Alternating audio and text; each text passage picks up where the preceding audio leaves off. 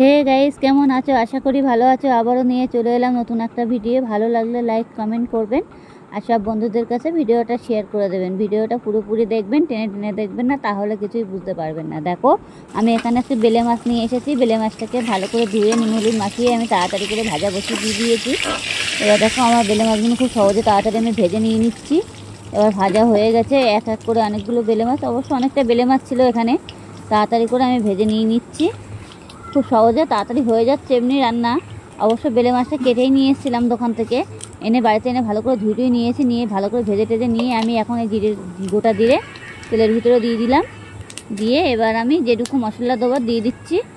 এবার দেখো, আমি কি কি কেটে নিয়েছি। এখানে হচ্ছে পেঁয়াজ, টমেটো আর কাঁচা লঙ্কা আর 2-3 কোয়া রসুন আছে, সেটা আমি তেলের উপরে দিয়ে দিচ্ছি। দিয়ে এটাকে ভালো করে আমি ভেজে নেব নাড়াচাড়া দিয়ে। খুব তাড়াতাড়ি ভেজে নিতে হবে, অবশ্যই লাল লাল করে একটু ভেজে নিতে হবে। টমেটোগুলো পুরো একদম গলে ফেলতে হবে। গলিয়ে না গলায় দিলে দাঁড়িয়ে দাঁড়িয়ে থাকবে, তাকিয়ে থাকবে, ভালো লাগবে না দেখতে, আর খেতেও স্বাদ হবে না। যেটি হোক, আমি এই পেঁয়াজটা ভালো করে একটু ভালো করে লাল লাল করে ভেজে নেব।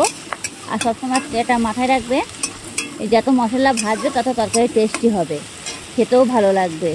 যাই হোক, এটাকে আমি ভালো করে ভাজা করে নেবো। গ্যাসটাকে আমি একটু জোরে বাড়িয়ে দিলাম। দিয়ে লবণ, হলুদ, জিরের গুঁড়ো এগুলো আমি এখন দিয়ে দেবো কড়ার ভিতরে। এই লবণ দিয়ে দিচ্ছি। এরপরে লবণ দেওয়ার পরে আমি এবার আবার ভালো করে নাড়াচাড়া দিয়ে নেবো। হলুদ দিয়ে দিলাম, হলুদ দিয়ে দিয়েছি। এবার আমি দেবো জিরের গুঁড়ো। জিরের গুঁড়োটা দিয়ে দিতে হবে।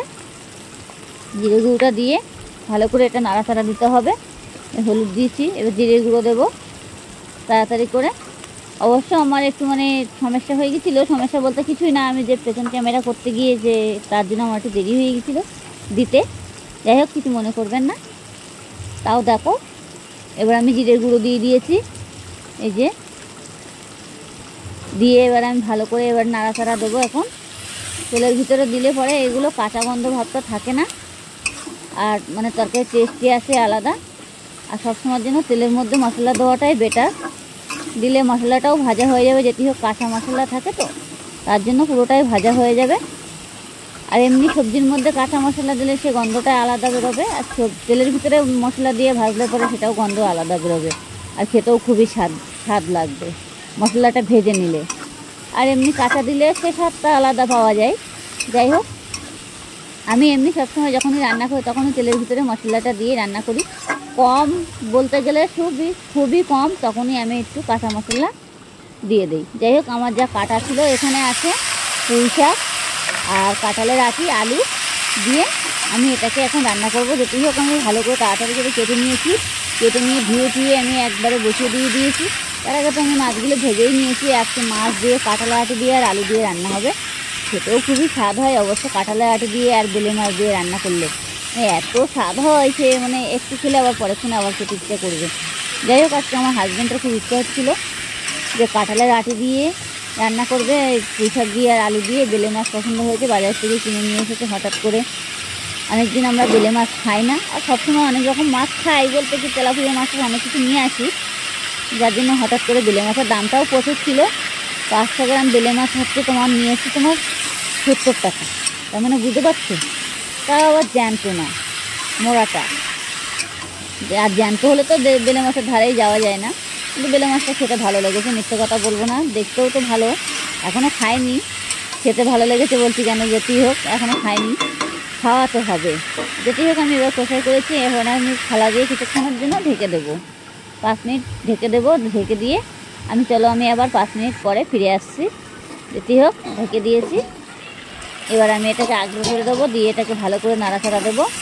এই দেখো, তাহলে যে জল ভাবটা রয়েছে, পুঁই শাকের ভিতরে যে জল ভাবটা ছিল সেটা কমে গেছে, নেই এটা।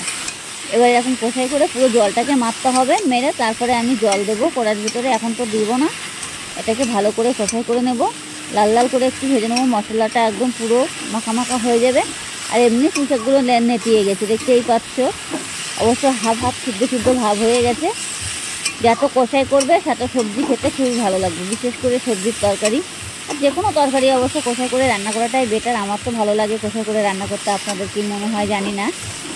যাই হোক, দেখো এটাকে আমার কত সুন্দর সবজিটা একদম পুরো হয়ে গেছে। এবার আমি সবজিটা ভালো করে নাড়াচাড়া দেবো, যাতে তলায় না লেগে যায়। তলায় লেগে গেলে ধরা ধরা হয়ে যাবে, তলায় লাগলে হবে না। যখন মনে হবে যে তলায় লেগে যাচ্ছে তাহলে একটু হালকা গ্যাসটাকে কমিয়ে দেবে। আপনারা যদি সবাই তো গ্যাসে রান্না করে না, যারা কাঠে রান্না করে তখন জালটা একটু কমিয়ে দেবে, এরকমভাবে দেবে। আর যদি মনে করবে না গ্যাসে রান্না করে, অনেকে তো সবার ঘরে ঘরেই তো গ্যাস আছে না, এখন আর কেউ নেই যে গ্যাসে রান্না করে না এমন কোনো কথা নেই, সবার ঘরে ঘরে গ্যাস আছে। যাই হোক, এখন এটাকে একটু কমিয়ে দিতে হবে। যদি মনে করো যে কড়াতে লেগে যাচ্ছে তখন একটু কমিয়ে দিতে হবে, দিয়ে এটাকে নাড়াচাড়া দিতে হবে, একটু নাড়তে থাকতে হবে। এই যা নাড়লে তাহলে আর মানে এটা পুড়বে না, তখন একটু নাড়তে নাড়তে ভালো লাগবে। আর বেশ সবজি যত নাড়বে সেত তরকারি টেস্টি হয় ভালো, আর খেতেও খুবই স্বাদ লাগে। যেটি হোক, এটা বলেছে আমার মাই বলেছে যে তরকারি সবসময়ের জন্য একটু ভালো করে কষাই করবে, তেলের ওপরে মশলা দিলে পরে যত ভাজবি মশলাটা সাথে তরকারি স্বাদ হয়। আর স্বাদ বলতে দেখো আমার কড়ার তলা একদম পুরো পরিষ্কার। অনেক সময় অনেকেই রান্না করতে গিয়ে যা করে কড়ার ভিতরে উড়ে বাবা রে বাবা পুড়িয়ে ফেলে, একদম একদম পুরো কড়ার মানে দেখার মতো থাকে না। আমার আবার কড়া পুড়লে আমার এমনি মাথা গরম হয়ে যায়, কড়া কেন পুড়বে? রান্না করতে গেলে কড়া পুড়বে, হয়তো দেখা যাচ্ছে বেখেলে হয়ে যেতে পারে। সবসময় যদি পুড়ে যায় তাহলে কেমন হবে? পুড়ালে তো হবে না, তাহলে সেই তরকারি কোনো টেস্টই পাওয়া যাবে না, খাওয়াও যাবে না। আর আপনারা চাইলে সেইভাবেই মানে দেখতে হবে। যাই হোক, আমার এটাকে আবারও একটু মানে জাল দিয়ে বাড়িয়ে দিলাম, দিয়ে এবার আমি তরকারির ভিতরে এবার একটু ঝোল দিয়ে দেবো। এটাকে জল দিয়ে দিচ্ছি তরকারির ভিতরে, জলটা আমি এবার দিয়ে এটাকে নাড়াচাড়া দেবো। যেটি একটু বেশিটা জল দিলাম, যেটি হোক পুঁই শাকটা একটু সিদ্ধ হতে টাইম লাগবে সেই কারণে।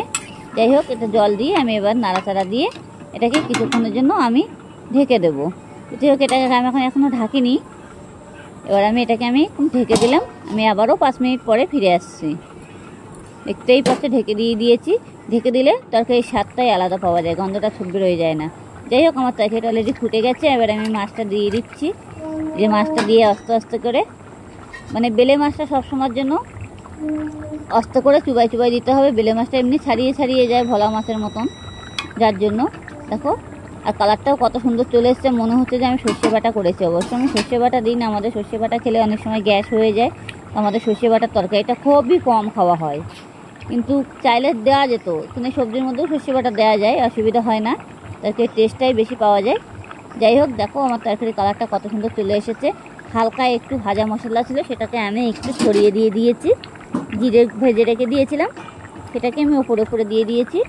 দিয়ে এটা কিছুক্ষণের জন্য হালকা একটু ঢেকে দেবো, যাতে তরকারির ঝোলটা হয়ে যায়, একটু টাইট টাইট হয়ে যায়। বেশি টাইট করা যাবে না, যেটি হোক মাছের ঝোল। একটু মাছের ঝোল যদি না থাকে তাহলে ভাতটাই খাওয়া যাবে না। যাই হোক, দেখো কত সুন্দর কালার চলে এসেছে। আর এইভাবেই মানে এই রেসিপি আপনারা ঘরে বসে চেষ্টা করুন এরকমভাবে করার। যেটি হোক, আমার তরকারির ঝোলটা পুরো হয়ে গেছে। এবার আমি গ্যাসটাকে পুরোপুরি বন্ধ করে দিয়েছি। দেখতেই পাচ্ছেন ঝোলটা কতটা কমে গেছে। আর ভালো লাগলে লাইক কমেন্ট করবেন, আর সব বন্ধুদের কাছে ভিডিওটা শেয়ার করে দেবেন।